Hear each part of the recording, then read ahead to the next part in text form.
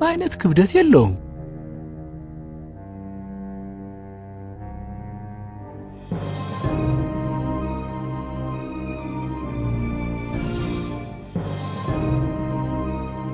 ምንድነው የሆንኩት?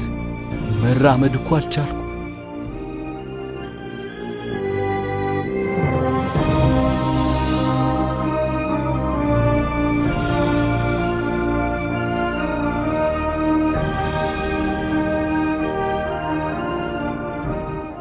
የተከበረው ጌታ፣ ሰማያት ሊሸከሙ የማይቻላቸው ምድር ከክብር የተነሳ የምትንቀጠቀጥልኝ የኔ አይነት ኃጢአተኛ እንዴት ሊሸከም ይቻላል?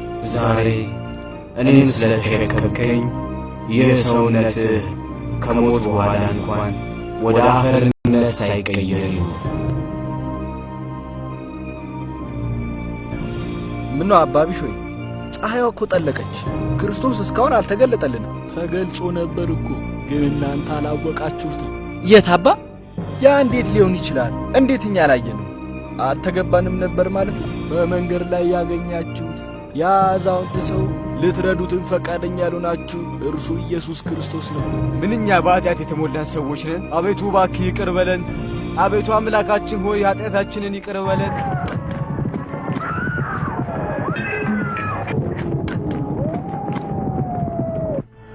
አባቢሾይ ወንበዴዎቹ ሳይመጡብን በፊት ከዚህ እንሽሽ።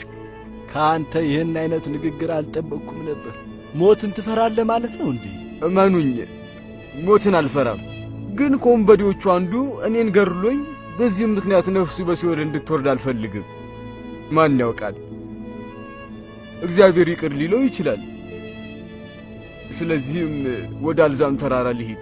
እኔም ወደ ላይኛው ግብፅ ወደ አስና ልሂድ።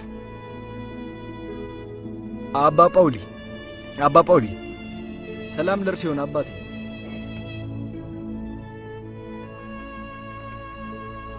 አባ ቢሾይ ወደ አስና መምጣታቸውን ሰምቻለሁ።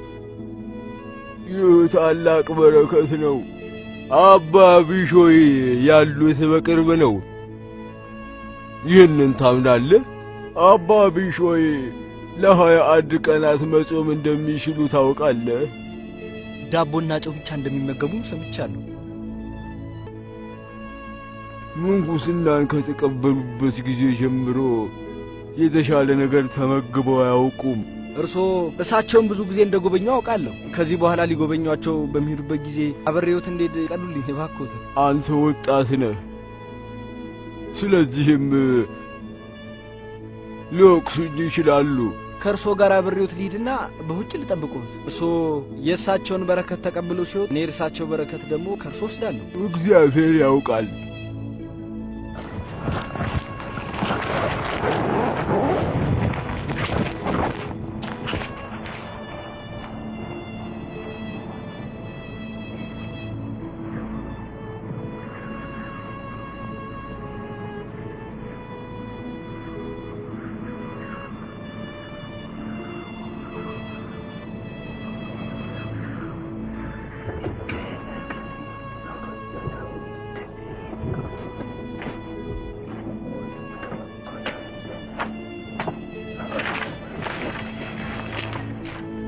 ሰላም ለእርሶ ይሁን አባ ቢሾይ።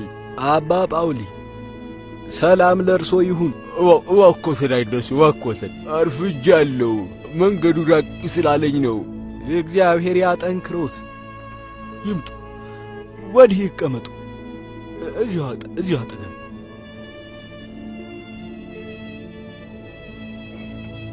የሁል ጊዜ ምኞቴ ከእርሶ ጋር ብኖር ነው።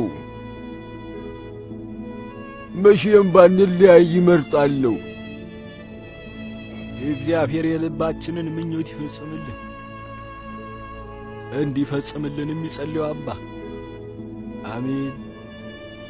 በነገራችን ላይ ቤፋምን ለምን በውጭ አቆሙት?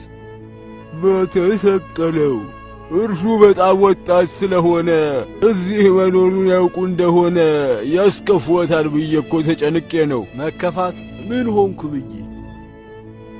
በእርግጥ ገና ወጣት እንደሆነ አውቃለሁ። ግን እኮ አስተዋይ ልጅ ነው። ብዙ ነፍሳትን ያድናል። የጌታ ወዳጅ ቢሾይ ሆይ እውነት የተባረኩ ኖት። ይጥሩት አባ። ልጄ ቤታሞን እባክህ ና ወደዚህ እናቅረብ።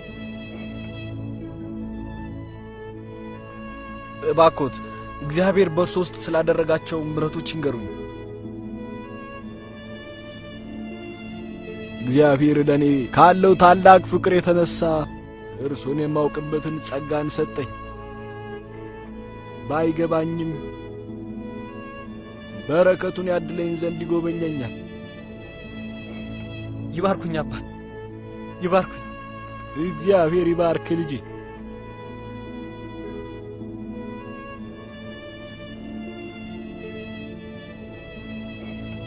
ክብርና ምስጋና እስከ ዘላለሙ ላንተ ይሁን፣ አሜን።